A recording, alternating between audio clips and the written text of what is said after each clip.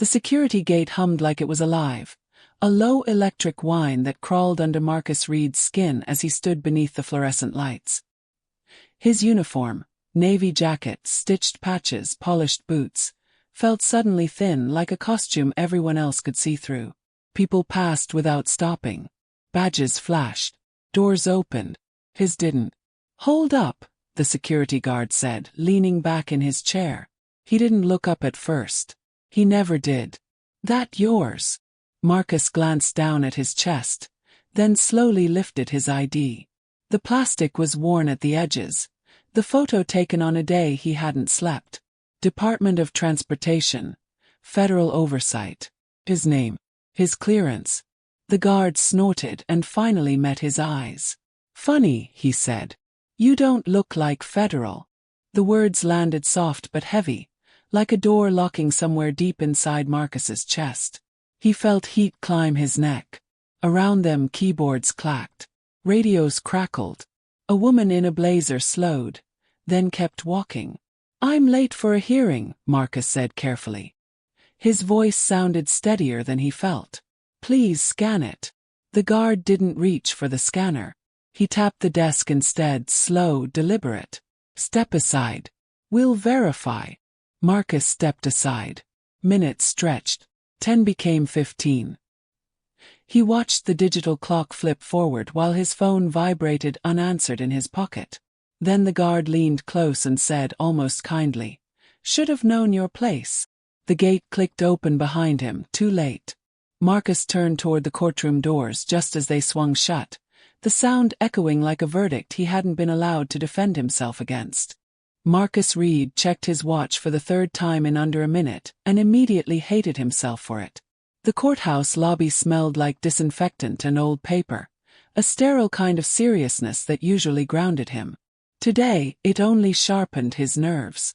"Next," the security guard said. Marcus stepped forward and placed his ID on the counter. "Morning." The guard didn't respond.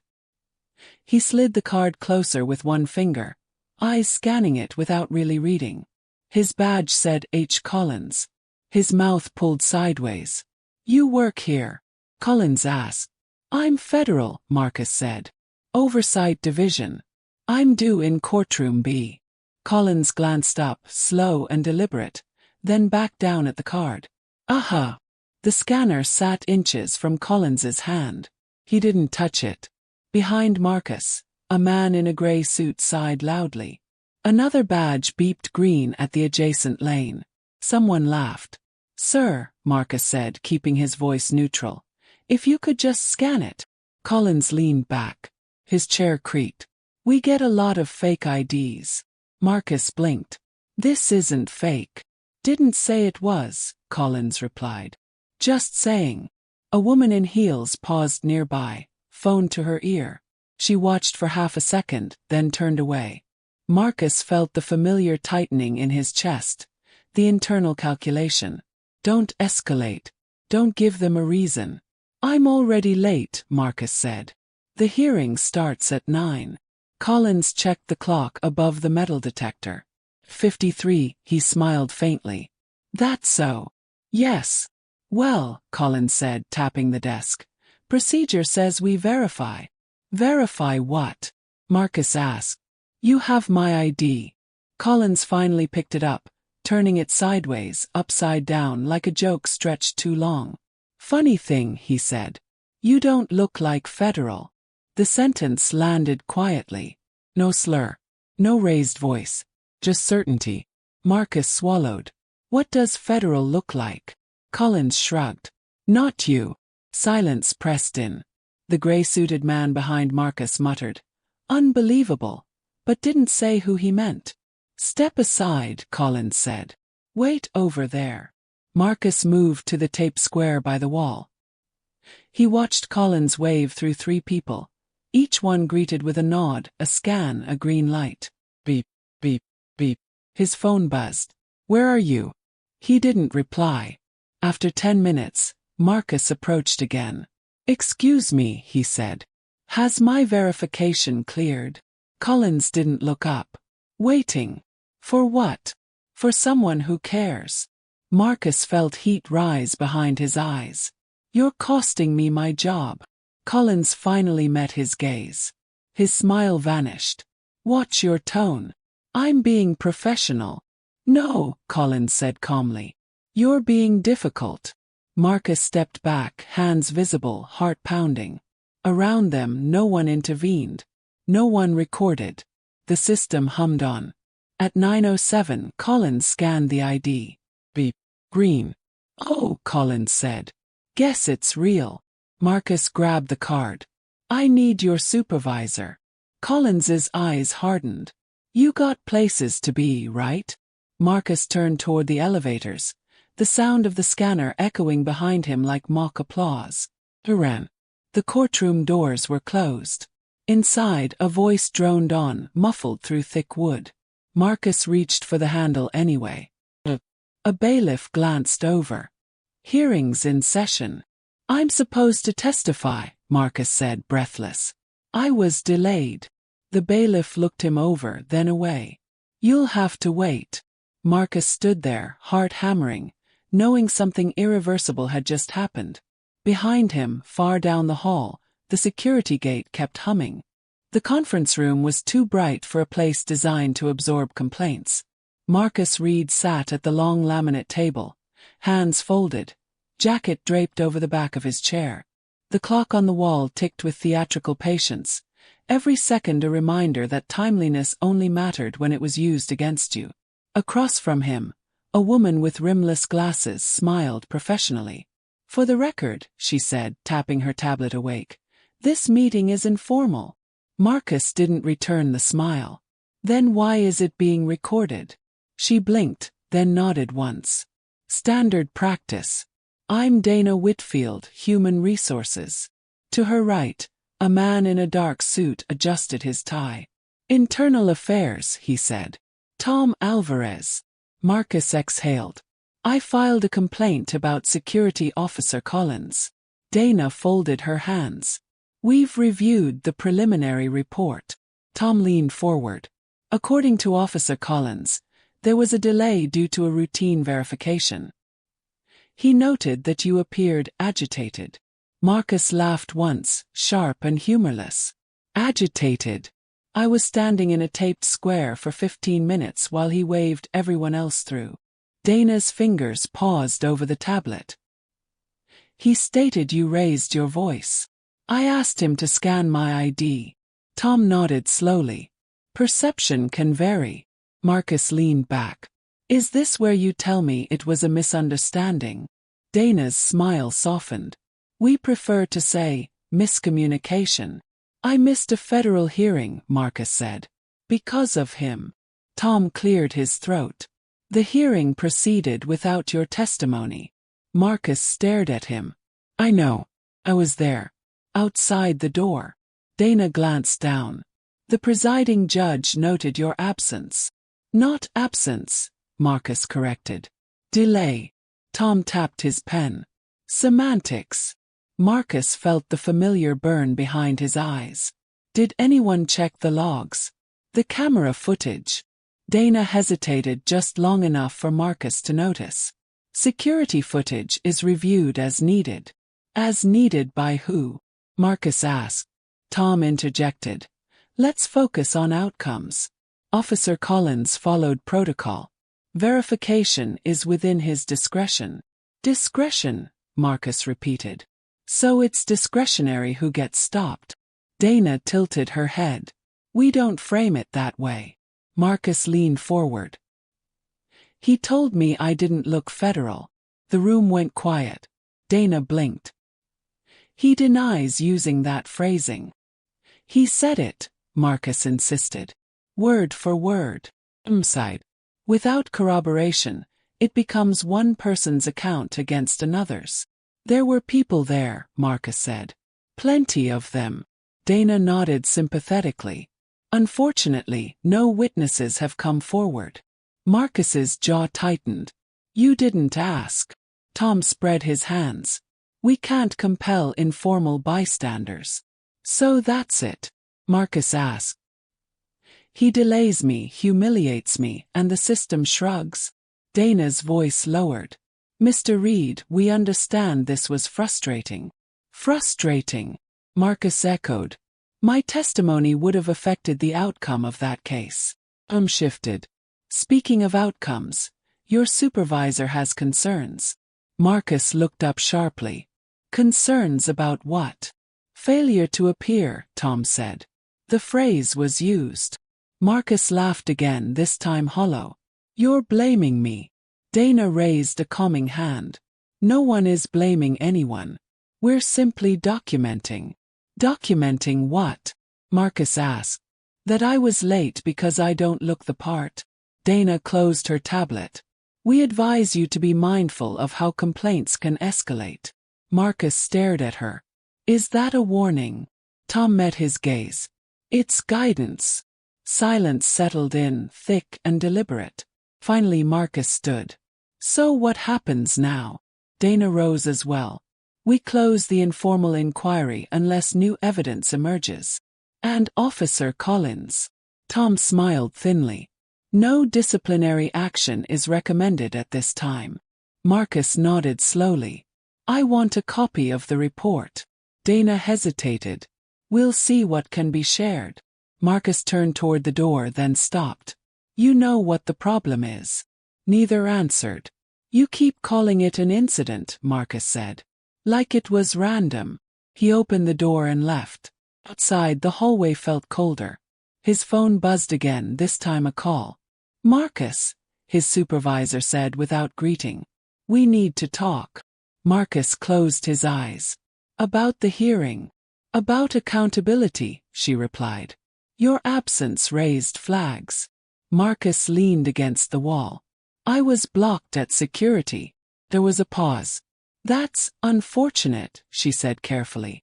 But optics matter. Optics, Marcus repeated. Yes, she said. And right now this looks bad. The line went dead. Marcus slid the phone into his pocket and stared down the corridor, the echo of humming gates and closed doors ringing in his ears. He realized then that this wasn't about one guard. It never had been. The email subject line arrived at 6:42 a.m. Performance review. Mandatory attendance required. Marcus Reed stared at it from his kitchen table, coffee cooling untouched beside his laptop. He read the message twice, then a third time, as if repetition might change its meaning. Failure to appear at a scheduled federal hearing constitutes a serious lapse in professional responsibility. He exhaled through his nose. Unbelievable. His phone buzzed. A text from Angela Morris, the only colleague who checked on him after the hearing. They're saying it's procedural. Be careful today. Marcus typed back, careful of what? 3 dots appeared. Disappeared. Of standing alone, she finally sent. The conference room on the 9th floor felt different from the one in HR. Smaller, tighter, with no pretense of comfort. A long table. 3 chairs on one side. One on the other. Marcus took the single chair. Across from him sat Deputy Director Paul Henson. His expression carved from neutrality, and 2 people Marcus had never met. One introduced herself as legal. The other didn't introduce himself at all. Henson folded his hands. Marcus, this won't take long. That's what I was told about the security delay, Marcus said. No one smiled. Henson cleared his throat. Let's stay focused. You were scheduled to testify at 9 a.m. Yes. You arrived after proceedings began. I arrived at the building on time, Marcus said. Security delayed me. The man without a name finally spoke. Security disputes that characterization. Marcus leaned forward. Based on what? A report, the man replied. Filed by Officer Collins. Marcus let out a short laugh. Of course he did. Henson raised a hand. Marcus. You're using his word against mine, Marcus said. After I already filed a complaint. Legal adjusted her glasses. Officer Collins describes you as confrontational. Marcus's head snapped up. Confrontational. He claims you raised your voice and refused to comply. I complied with everything, Marcus said.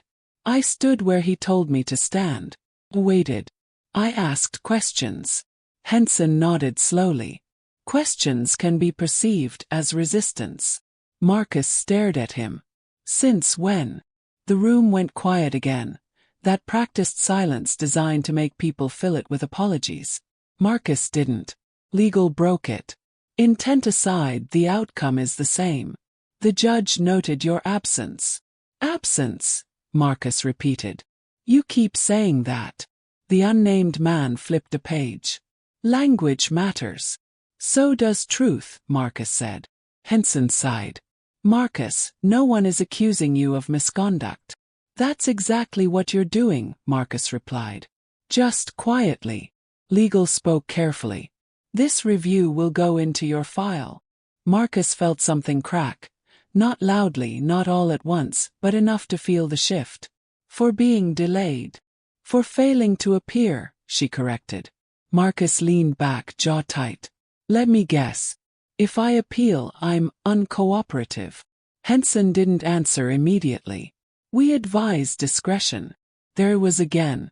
Discretion. So I'm supposed to accept this, Marcus said, and move on. The unnamed man finally met his eyes. That would be wise. Marcus stood. I want to see the security footage. Legal's pen paused. That's not standard.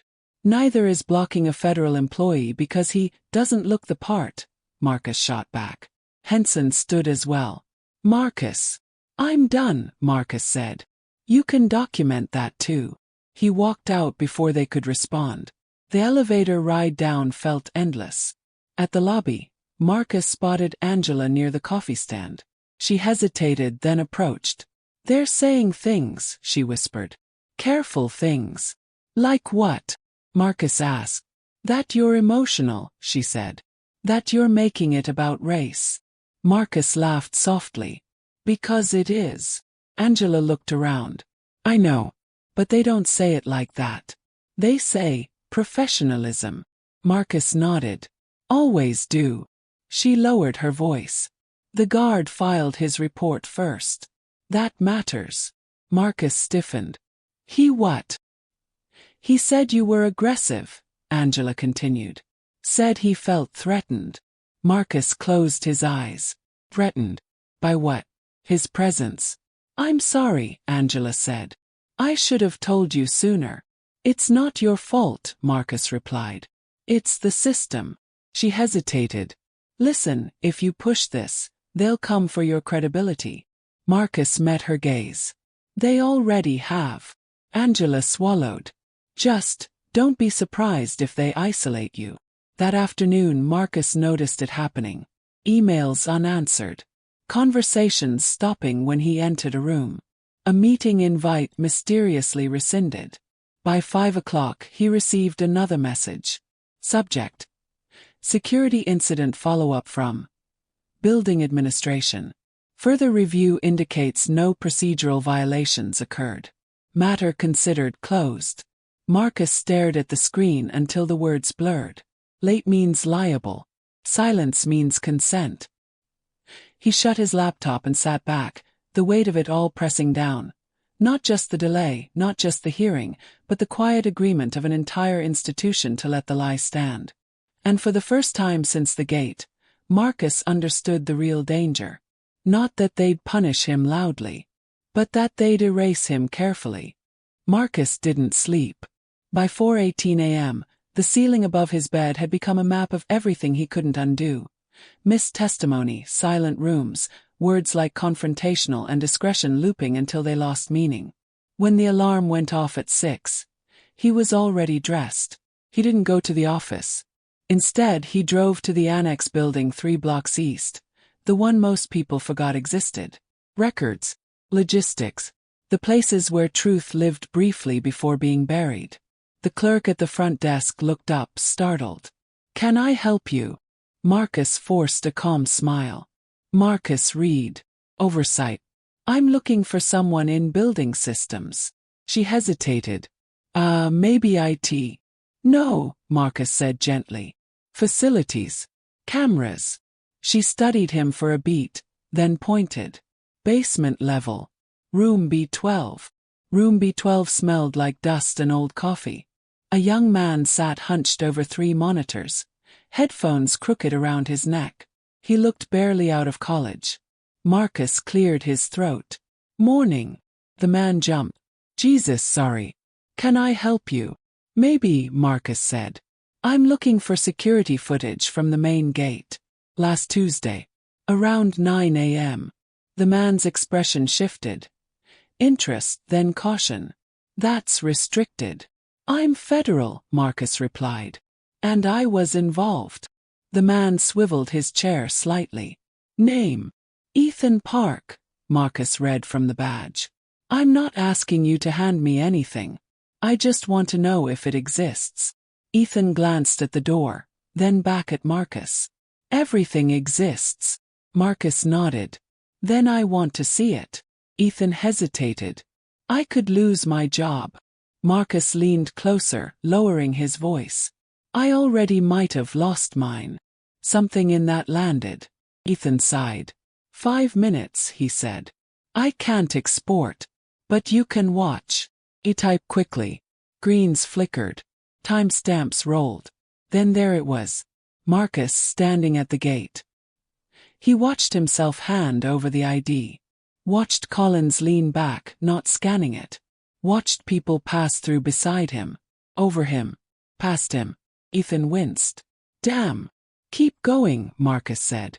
They watched Collins speak. No audio, but Marcus could read his own body language. Controlled, still.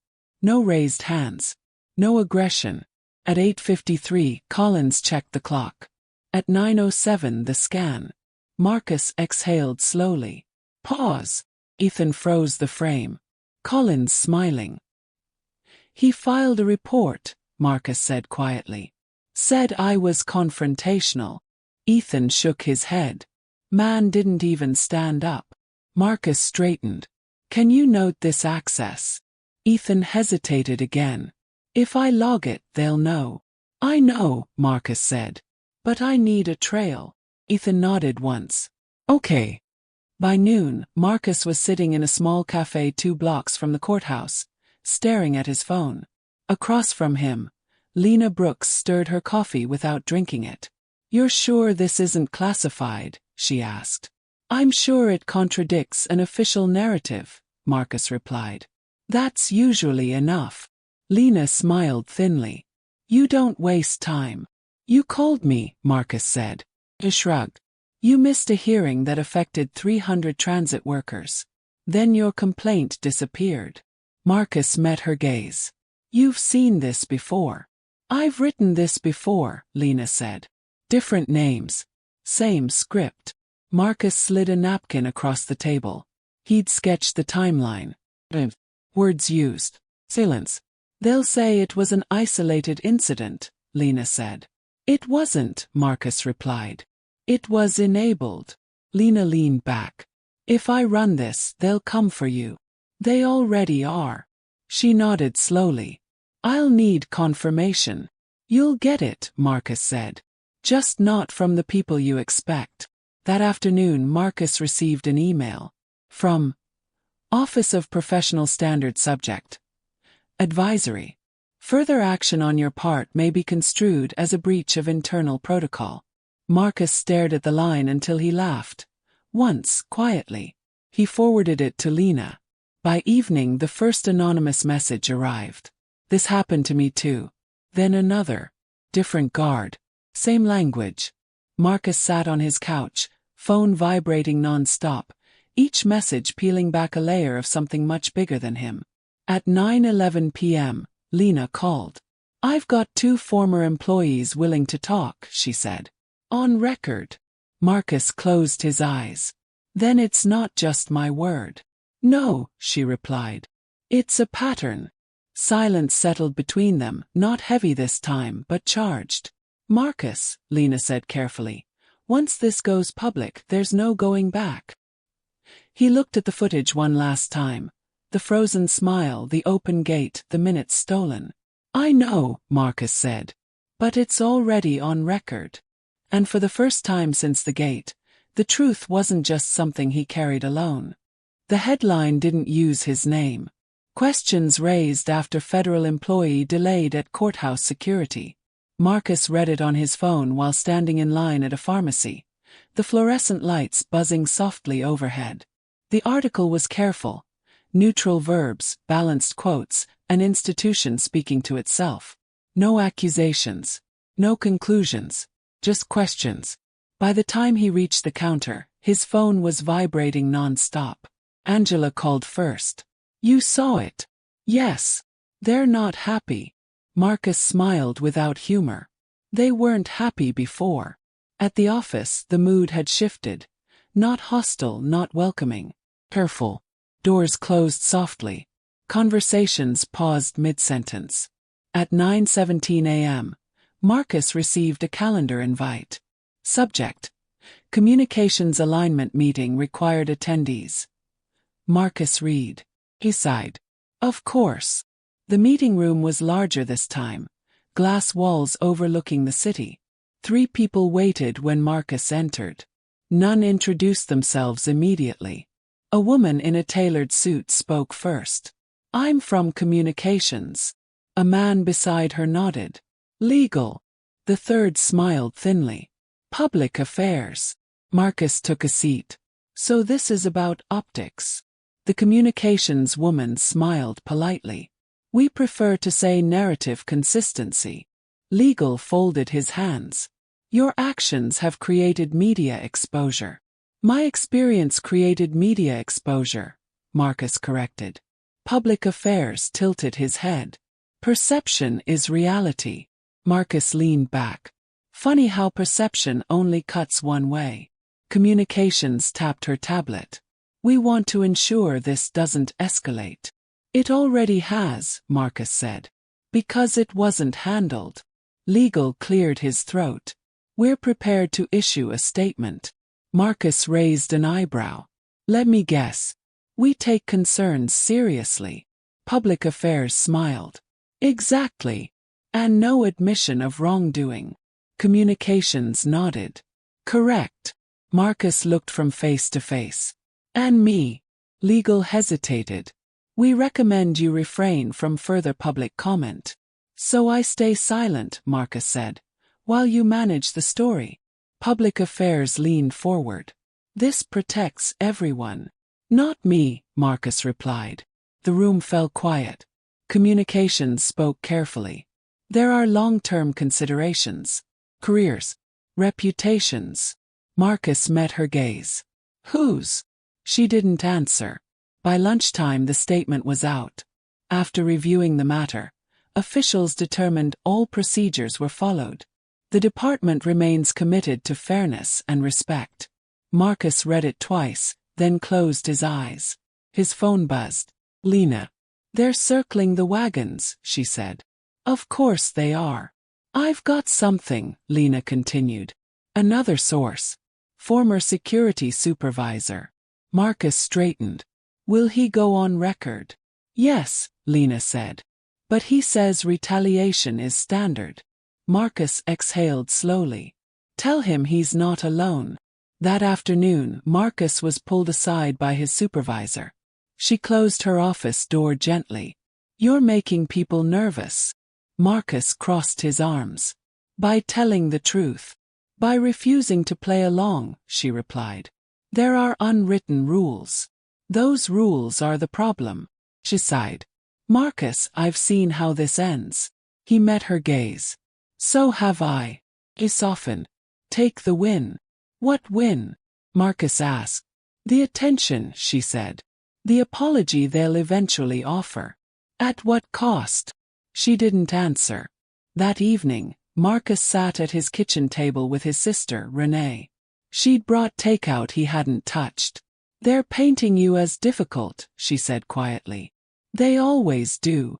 Renee shook her head. "I worry about you." Marcus looked up. "Why?" "Because they don't need to be right," she said. "They just need to outlast you."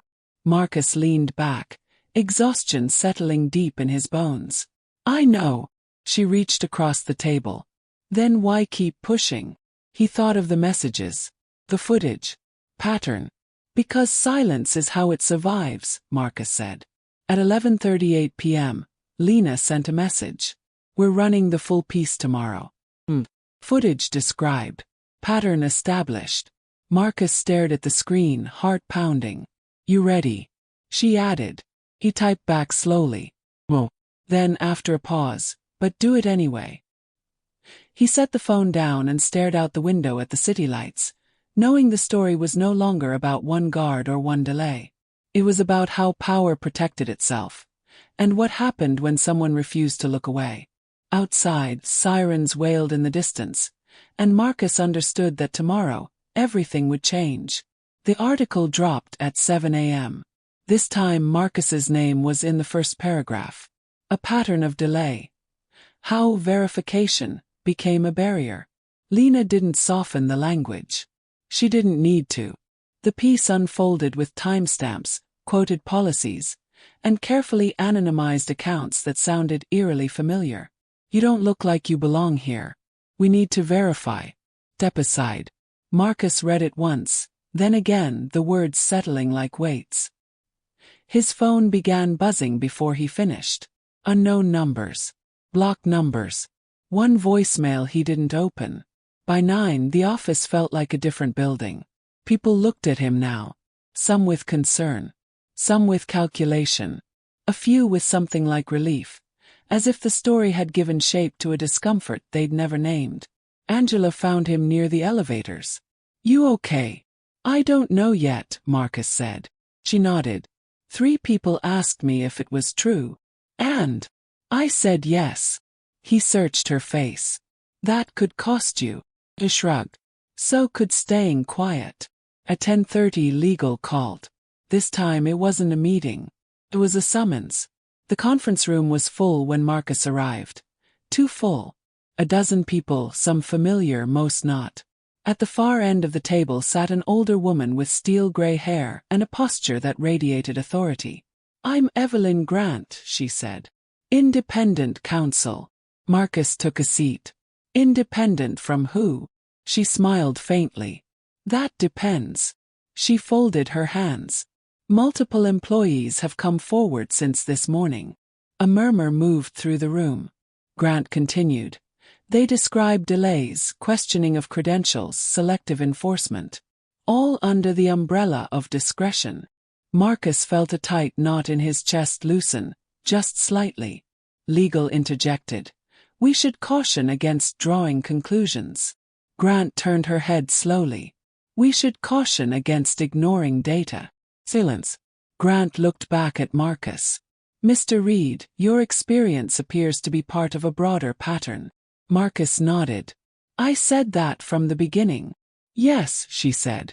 You did. By afternoon, the messages became more personal. They made me wait 20 minutes. I thought it was just me. I didn't complain because I needed the job.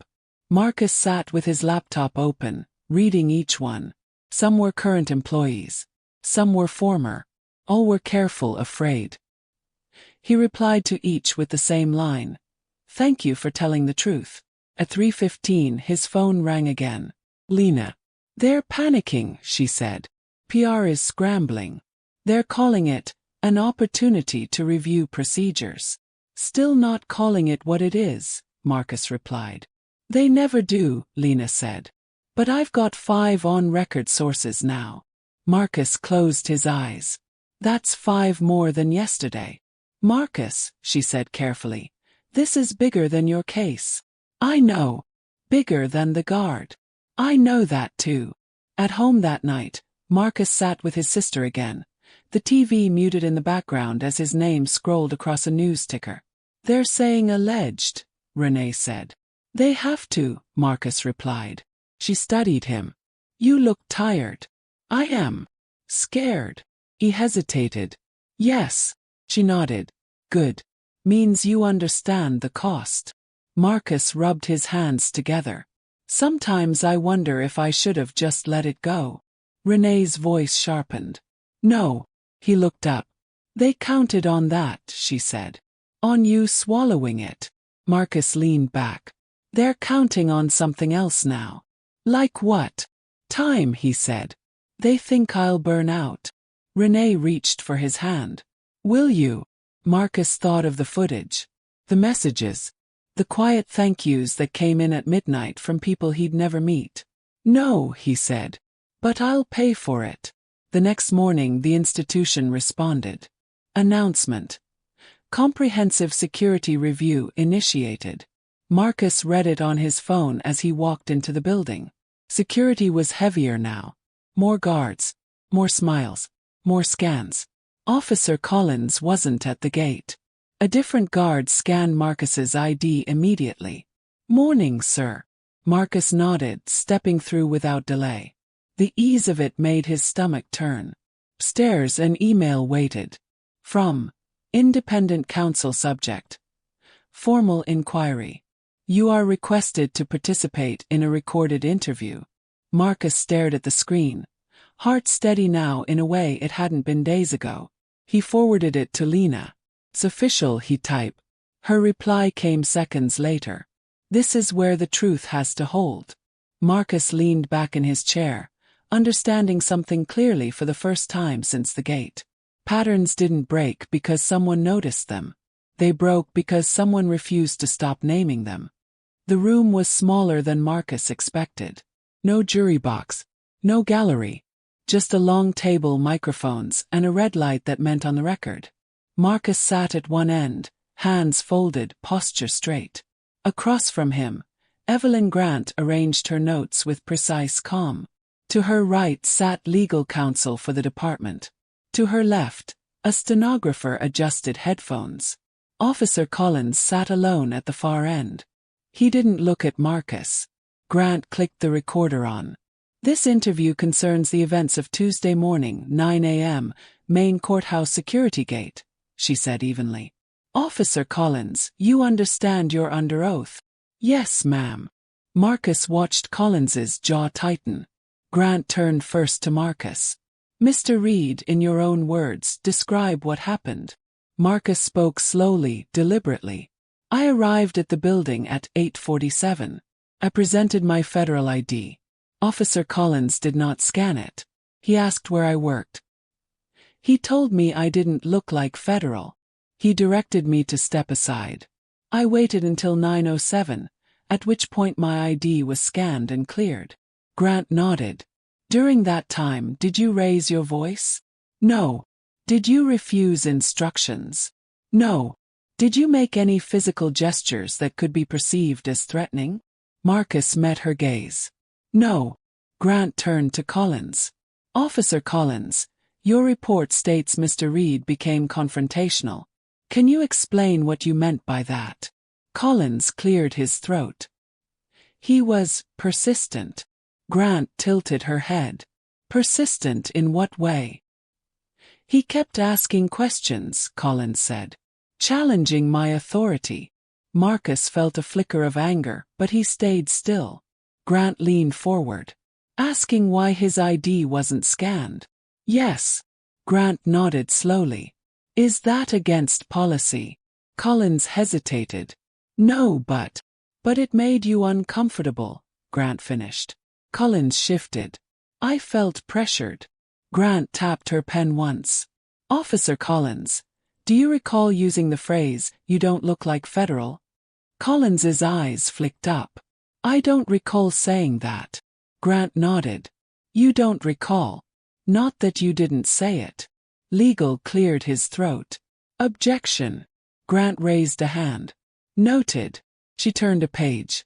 Let's talk about timing. You logged the scan at 9:07.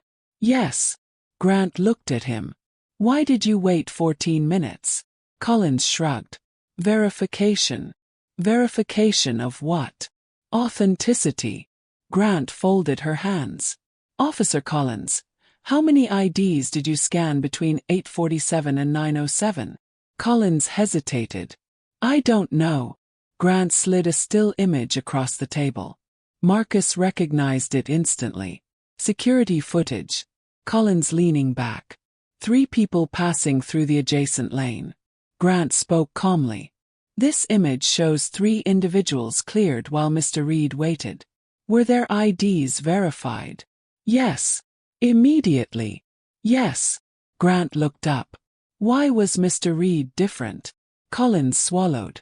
I had concerns. What concerns? He didn't match expectations. Grant's voice sharpened slightly. Whose expectations? Collins looked at legal, then back down. General. Marcus felt his hands curl slightly against the table. Grant leaned back. Officer Collins, do you believe federal employees have a specific appearance? Collins shifted. No. Then explain didn't match expectations. Silence stretched. Finally Collins said, I made a judgment call. Grant nodded. Judgment calls are discretionary. Discretion must be applied consistently. She looked at Marcus.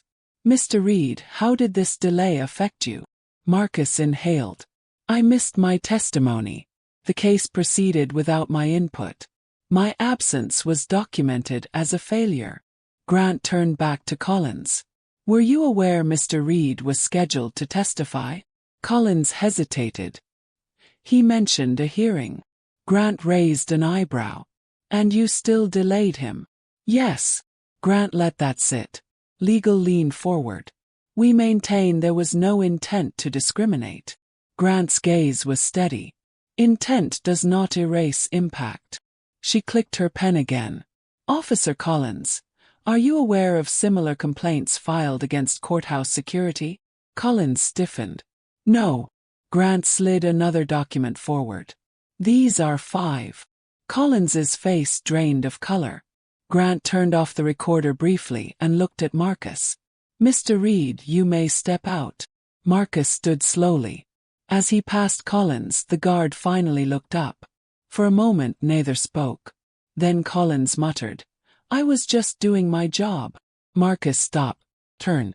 No, he said quietly. You were deciding who belonged. He walked out before Collins could respond. In the hallway, Lena waited, notebook tucked under her arm. How'd it go? She asked. Marcus exhaled. They can't unsee it now. She nodded. That's usually when the truth gets dangerous. Marcus glanced back at the closed door. For who? Lena met his gaze. For everyone who relied on silence. Marcus felt the weight of the moment. Not triumph, not relief, but something heavier. Exposure didn't heal anything by itself. It just forced a reckoning. Behind the door, voices rose again. Questions pressed harder.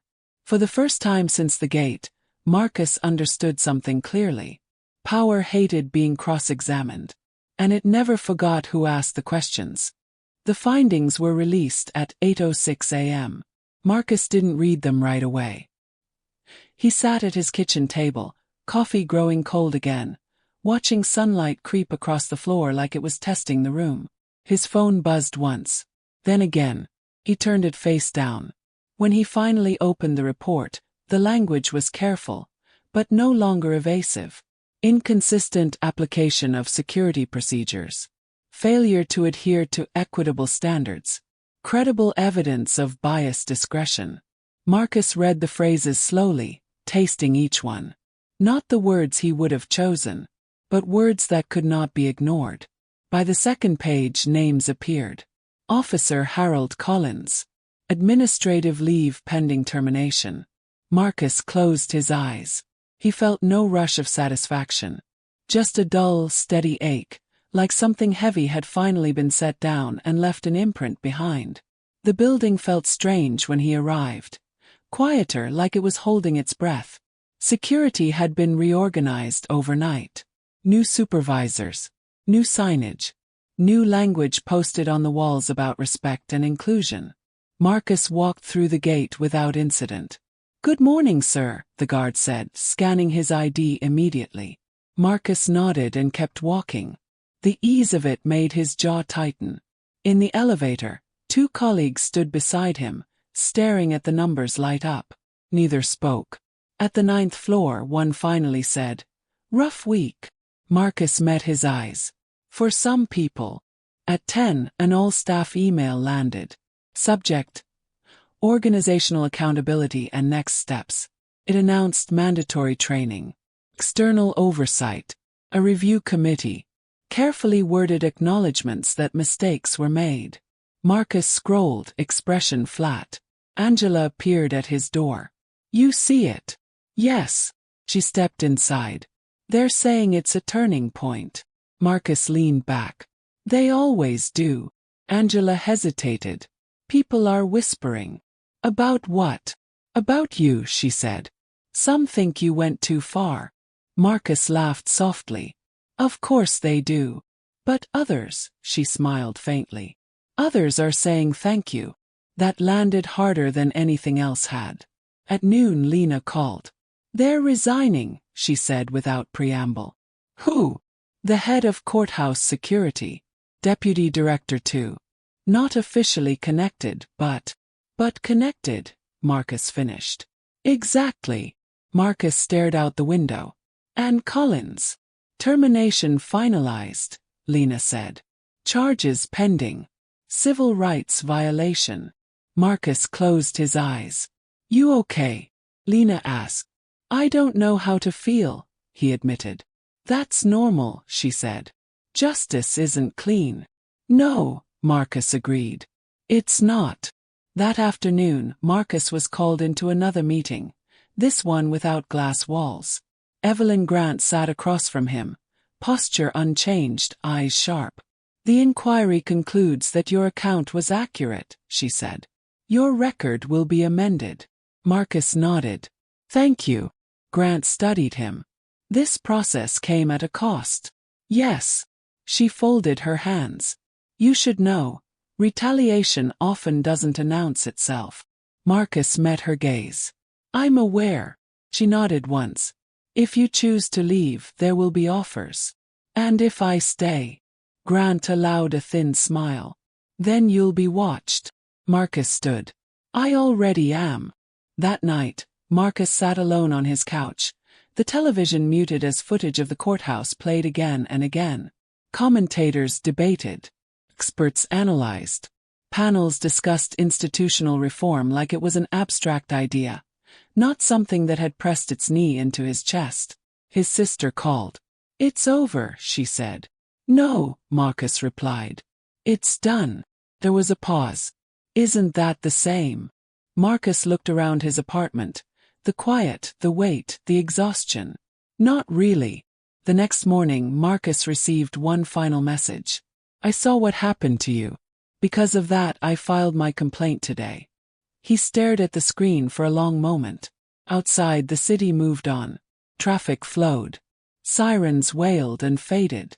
The institution adjusted its language and smoothed its edges, already beginning the slow work of forgetting.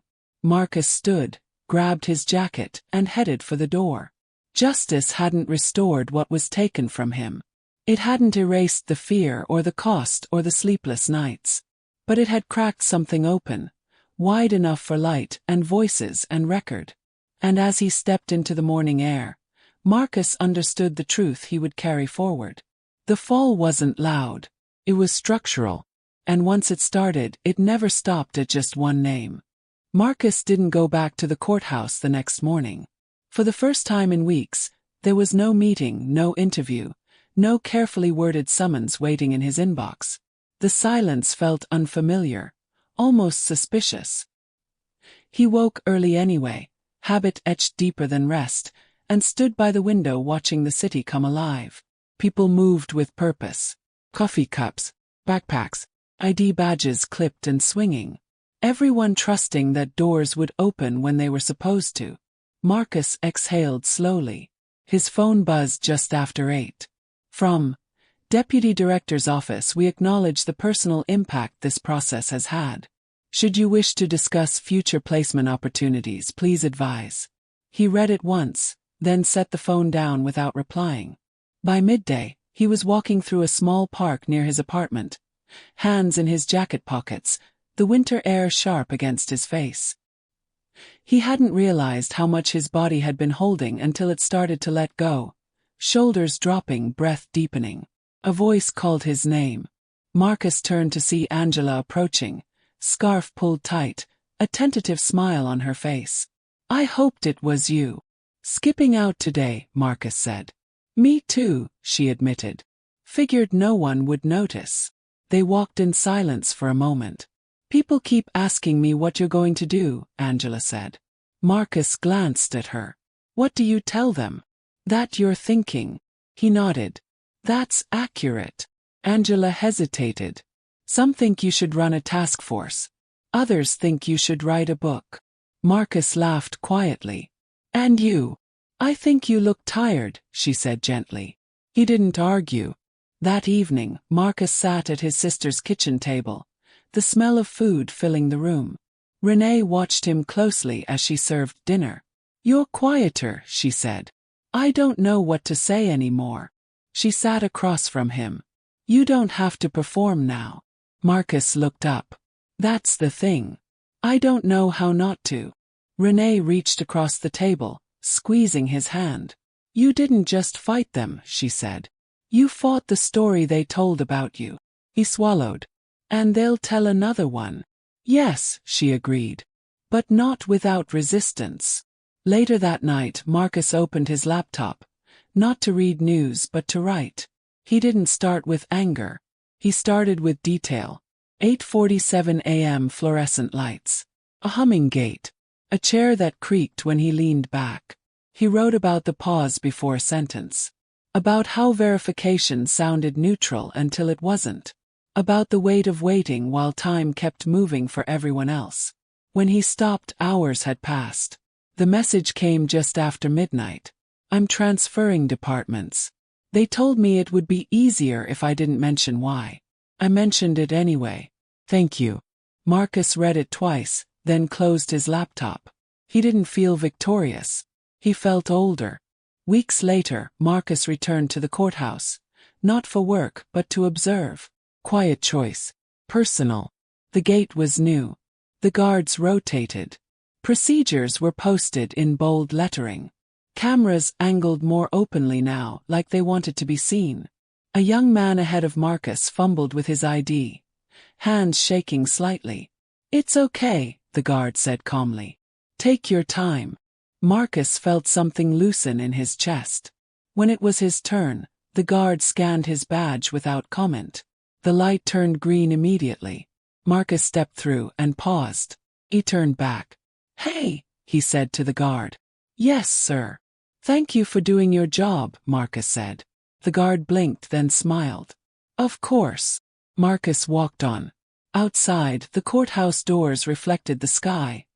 Gray but open. He stood for a moment, letting the cold air fill his lungs. The gate no longer hummed behind him. But the memory remained. It always would. Marcus knew now that justice didn't arrive all at once, and it didn't heal everything it touched. Some scars stayed tender. Some costs never showed up in reports. But records mattered. Patterns mattered. And so did the moment someone refused to step aside quietly.